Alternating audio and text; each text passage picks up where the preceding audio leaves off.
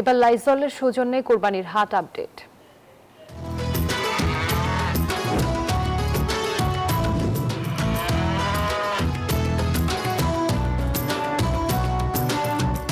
বরিশাল বিভাগে এখনও জমে ওঠেনি পশুর হাট। সরবরাহ থাকলেও পুরো দমে শুরু হয়নি কেনা বেচা। ব্যবসায়ীরা বলছেন মাঝারি আকারের গরুর চাহিদা বেশি।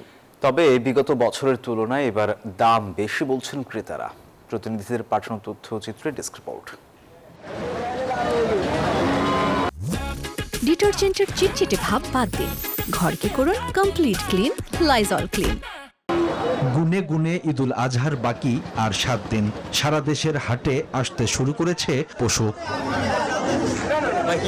বরিশালে এখনো জমে ওঠেনি পশুর হাট। ছোট মাঝারি ও বড় আকারের পশু আনছেন খামারিরা।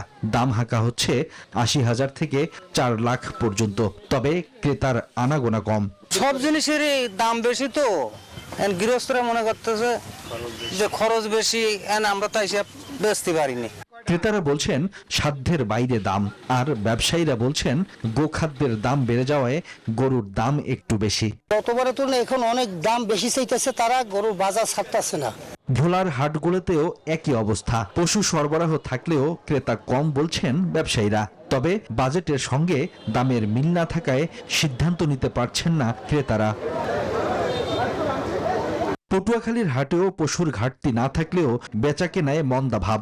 তবে 2-3 দিনে কেনা বেচা জমে উঠবে বলে আশা ব্যবসায়ী খামারিদের। লাখ টাকা বিক্রি করলে মোটামুটি থাকতে পারে। দাম যা আছে তার সাথে প্রত্যেকটা গরু 20,000 করে বেশি চায়। পিরোজপুরের জিয়ানগর স্থায়ী হাটে সব থেকে বড় গরু প্রায় 6 মণ ওজনের। 2 লাখ টাকা দাম চাইলেও 1.5 লাখ টাকা বলছেন ক্রেতারা। দেখতে আসি যে পছন্দ মতো এটা হলে কিনবো। এদিকে জামালপুর থেকে 400 কোরবানির পশু নিয়ে ঢাকার পথে প্রথম cattle special train. Desk report, news 24।